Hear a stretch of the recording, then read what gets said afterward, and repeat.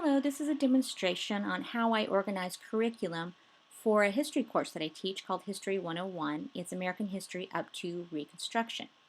And I've organized the information on what's called a Blackboard Learning Management site. It's very similar to Moodle or to the Canvas site that we use in the San Jose State courses. So it's just a way of disseminating information or communicating information, providing students materials, etc. So this is how I've organized the site for this course. There's about 36 students enrolled into this course, and they have to have an ID and a password, and they will be allowed into this site.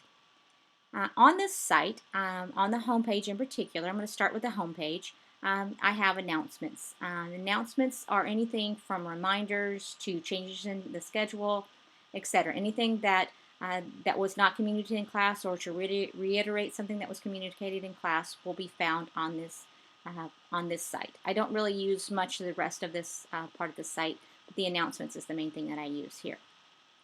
On the left-hand side, there's a menu, and I've organized the menu into kind of main items, such as the syllabus, the class schedule, HOLIS source questions, reference material, quizzes, midterms, final exam, essay called the Hacking History Project, and then to weeks 1 through 15.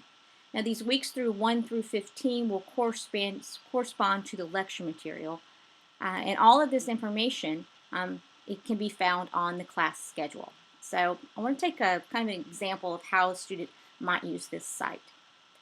If they want to find out what's going on in the class from week to week, they first go to the class schedule. The class schedule is a PDF, or a PDF will pop up, and it will list a number of items for each week. For example, on week 2, it will give them the assignment, it will give them the lecture theme, and what they have to do to prepare for each. If you'll notice, weeks 1 through 15 correspond to weeks on the course schedule. For example, if a student wanted to find out how to prepare for the lecture for week 3, they would look at the schedule and see that we were discussing English colonization of America, Chesapeake, and New England. They would then click on week 3 on the main menu.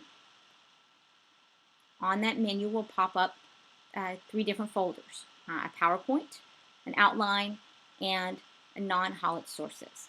And if you click on the PowerPoint, this is a PowerPoint of the lecture. So this is the PowerPoint that I'm going to be using in the lecture. Often students like to take notes on the PowerPoint itself, or print out the PowerPoint and take notes there. Depends on what their style is. Some students prefer outlines, so I've also provided an outline for them to follow as well. And then finally, they have a folder called non-HOLIS sources. And what non-HOLIS sources is materials that's not found in their textbook. They read a textbook that contains primary and secondary sources. In American history, we have students analyze both different kinds of sources. So this is sources that are not found in their textbook. So if you look over here, HOLIS sorts questions. These are sources. These are questions associated with sources that are found in their textbook. So just kind of as a side note. So that's basically the way it works. One thing that I did want to mention, as far as how often I update this site, most of this material is found on or available to the students from the very first day of class.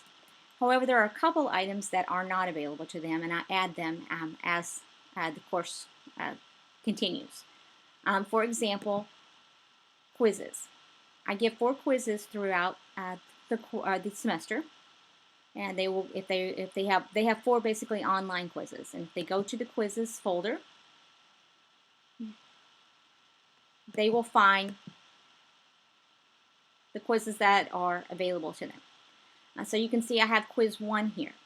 The students have already taken this quiz, so the quizzes are available for a certain period of time for them to take the quiz. And then once they take the quiz, they no longer have access to that quiz. Another example of material that I add would be midterm materials. I provide a midterm study guide found in midterm exam materials folder. And I provide a midterm study guide about 2 weeks prior to the exam, along with some tips on how to prepare for the exam, an outline, and so forth. So this is just an example of how I organize my course. Now, I have considered changing this and adding titles to these weeks. However, I've done that in the past and it didn't work out very well. And the main reason is because it makes it very difficult for me to transfer the information to a new course in a new semester, because different titles are we're going to discuss different themes in different weeks. So it just became kind of a pain to be able to try to change that. So I just stuck with weeks 1 through 15, and had that correspond to this course schedule. Well, that's it. Thanks so much.